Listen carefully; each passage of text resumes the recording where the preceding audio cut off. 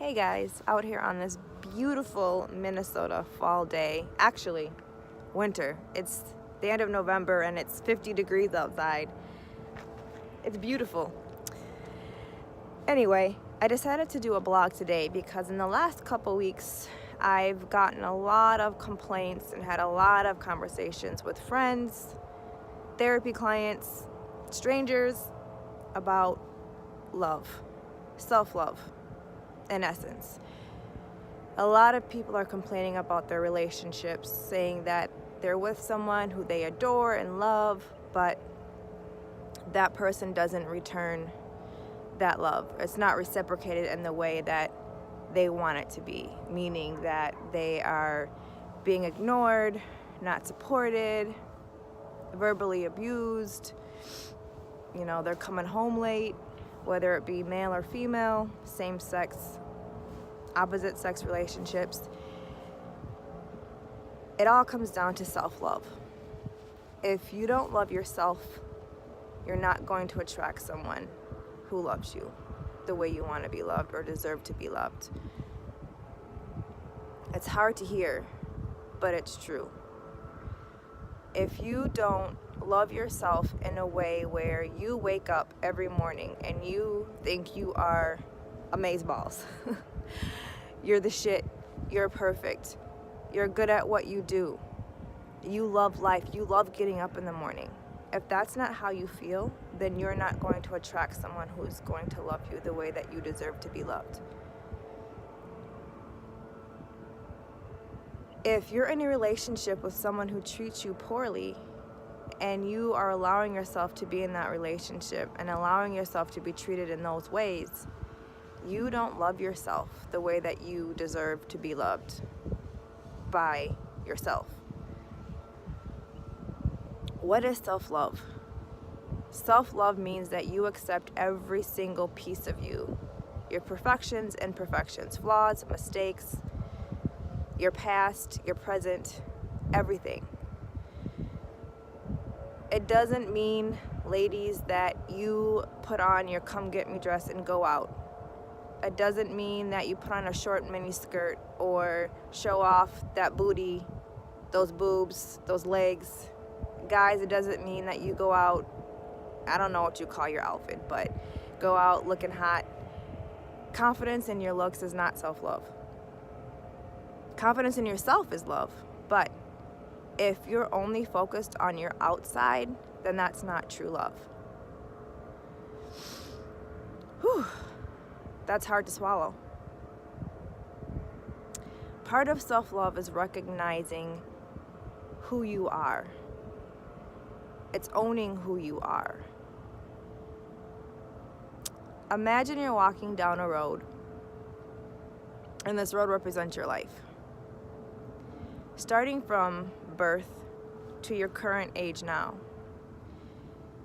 You're walking down this path, and when you're 1, I don't know, you're in a car accident.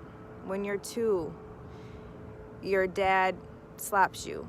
When you're 3, you see a terrible accident. When you're 4, you fall down the stairs. I don't know. Fill in the blanks with whatever happened in your life.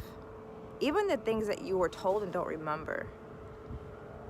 As you walk down this path and you experience these things, you pick them up. So you're walking down this path, you pick up what happened to you when you're 2, you pick up when you happened when you were 3 and 4 and 5 and 6 and 7 and 8 and 9 and so on and so forth. And by the time you get to your current age, you have a handful of shit, just a pile of stuff, right? Instead of leaving it where it was or letting it go, you're still holding on to it. And now you're at your current age, and in front of you is this gold mine of opportunity, of finding your soulmate, twin flame, whatever you call it, of having the life you dream, of traveling, of money, anything you want. It's right there, but you can't pick it up because you have all of this shit in your hands. Forgiveness of self, forgiveness of others is the key to self-love. You might say, well, my dad abused me. Well, my mom abandoned me. Well, my sister did this. Well, my uncle did this. Yes, you may have experienced something horrific in your life, And forgiveness isn't for the other person, it is for you, so that you can be free of all of that baggage. If you are constantly holding on to old stuff, you are going to be triggered left and right by things that you may not even realize are triggering you, but you're living in the past, and you can't live in the past and the present at the same time. You can't be angry at what happened to you and be happy in your present moment and enjoy life to the fullest, because you're going to attract that negative energy. We are what we attract. So if you're in a situation where you're surrounded by people who don't appreciate you, that means you don't appreciate yourself. You gotta let it go. When you wake up in the morning, a good way to start self-love is doing affirmations. Wake up and look at yourself in the mirror and tell yourself all of the things that you love about yourself, all of the things that you're grateful for. Gratitude is the perfect way to attract more of what you want. Even if you're in a situation where you feel like you're not being loved, that you aren't happy, you might even feel miserable. Find the small things. I'm grateful for this beautiful sunny day in November and it's 60 degrees. I'm grateful for my food, my house. I'm grateful for inspiration on the internet. I'm grateful for whatever. And you will start to attract more of that. If you focus on the negatives in life, you will attract more of that. If you're constantly complaining about your partner, you will attract more of that. Find things you're grateful for about your partner, about your friendships. I'm grateful that he noticed that I got a new hairstyle. That doesn't condone his behavior or her behavior or negate the fact that you may need to leave that relationship, but you are showing the universe that you're finding gratitude, which will attract more of what you want. Another important piece of self-love is noticing that when you get to a place where you truly do love yourself, and when you are happy, the people that are around you, some of them may start to drop off like flies. They might start to not like you. They might start to talk about you. And that's okay, because not everyone is going to respect your journey. Not everyone's going to want to see you do well. Birds of a feather flock together, right? That's a saying here in the US, meaning that like attracts like, So if you're constantly nagging and complaining, you're probably around people who are nagging and complaining, because the people who are on their path don't want to be around nagging and complaining. They don't want Telemundo. They don't want soap opera. They don't want that drama in their life.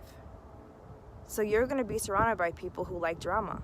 And when you stop liking drama, they may stop liking you. And that's okay. You don't need their acceptance. Never, ever sacrifice your happiness at the expense of someone else's comfortability. If people aren't comfortable with you being happy, then so be it. But do you really want to sacrifice your life, your joy, your possibility to maintain relationships with people who don't want you to do good? That's ridiculous. So, start with self-love. Start with gratitude. Find the joy in life. When you want something, or when you have something you want to complain about, scratch that. Find something else to be positive about. And let go of your shit.